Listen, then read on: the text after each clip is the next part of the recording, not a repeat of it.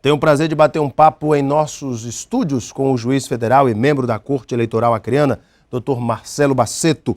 Olha, terminou no último dia 7 de outubro o prazo para a filiação de todos aqueles que pretendiam se candidatar a cargo eletivo nas eleições de 2012, as eleições municipais, como prevê a Lei 9.504/97 em seu artigo 9º.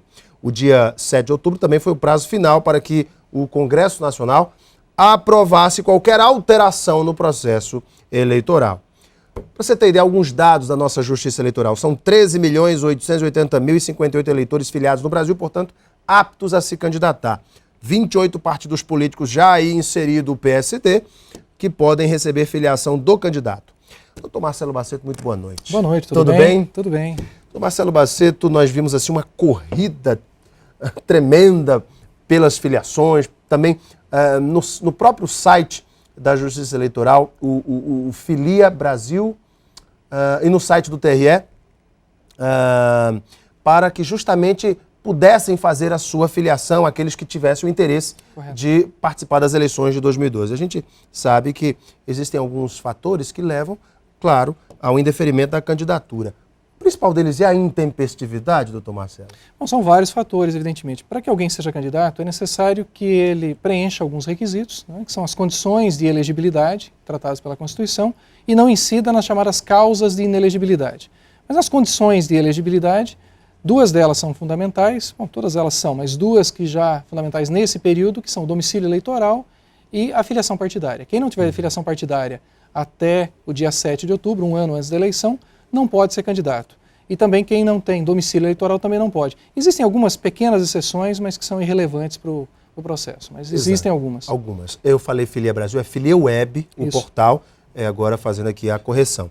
O artigo 16 da nossa Constituição Federal, para você que está em casa aqui nos assistindo, diz o seguinte: a lei que alterar o processo eleitoral entrará em vigor na data de sua publicação, não se aplicando à eleição que ocorra até um ano da data de sua vigência.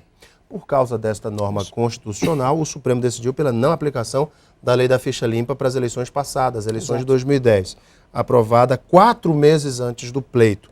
Numa decisão que o senhor, inclusive, já tinha aqui no Gazeta Entrevista dito, Alain, conhecendo o ministro Fux, pelo que a gente lê, eu entendo que ele não votará pela aplicabilidade da lei, por ser também um homem, o que os ministros entendem como um homem que se apega muito à letra da lei, não foge da letra da lei, embora os juízes também tenham o seu livre convencimento. Doutor Marcelo Baceto, o senhor entende que agora, nas vésperas das eleições do ano que vem, os ministros do Supremo entendam pela constitucionalidade da lei da ficha limpa, haja vista que é uma lei de interesse popular, de iniciativa popular, ela será aplicada na sua íntegra ou sofrerá alterações? Bom, existem algumas questões independentes de apreciação. No ano passado, havia a questão do artigo 16, que é o princípio da anterioridade, da anualidade, melhor dizendo, da legislação eleitoral, e essa me parecia uma questão insuperável, na minha opinião. Eu sempre votei contra a aplicação dela na eleição passada. Por várias vezes o senhor disse isso aqui mesmo no programa. Sim, embora reconheça o mérito dela inquestionável, né? Mas havia esse impedimento do artigo 16. Talvez tenha sido o artigo da Constituição mais debatido no ano passado.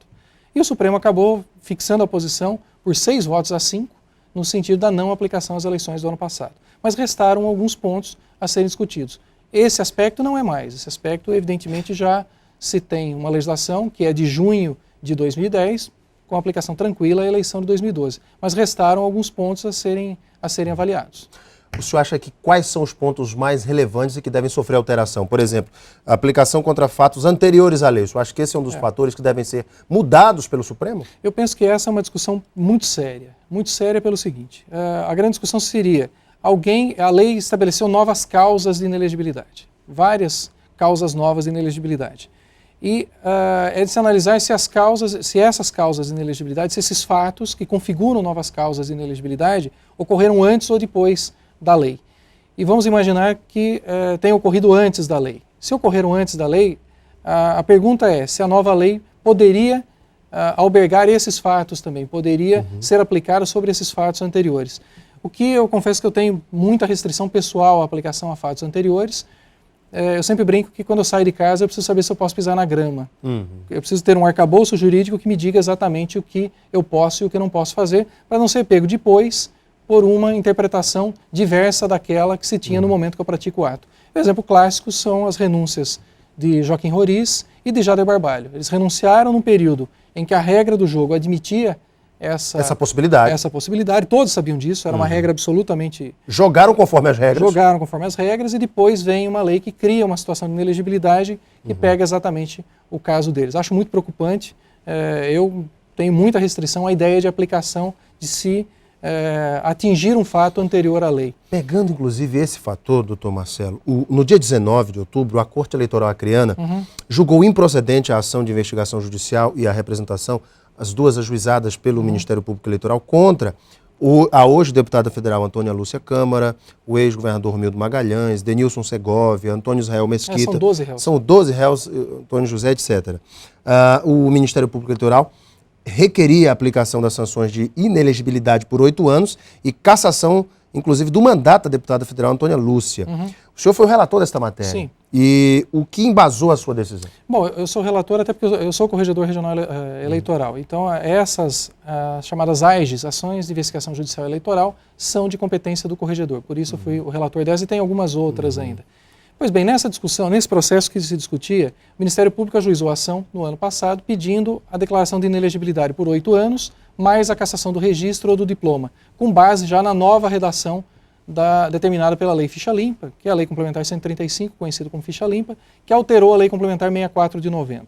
Bom, o primeiro ponto que se discutia era esse: essa lei é aplicável? Não. O Supremo já disse que não é, então se reduz para 3 anos a possibilidade de inelegibilidade e a impossibilidade de cassação do mandato e do diploma.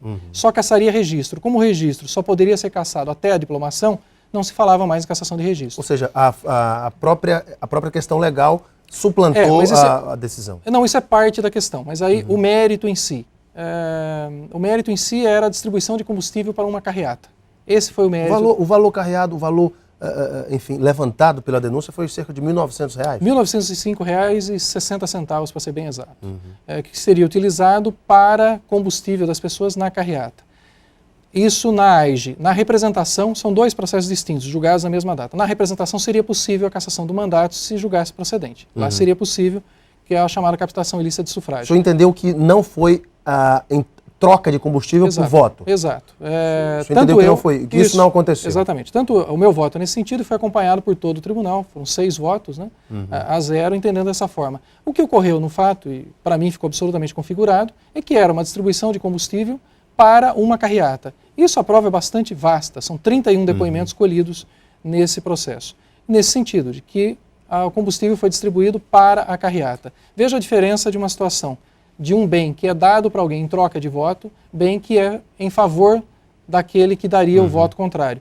Da situação em que se distribui um combustível para que a pessoa participe de uma carreata e aquele combustível, que é o bem de valor econômico, é consumido no próprio ato de campanha.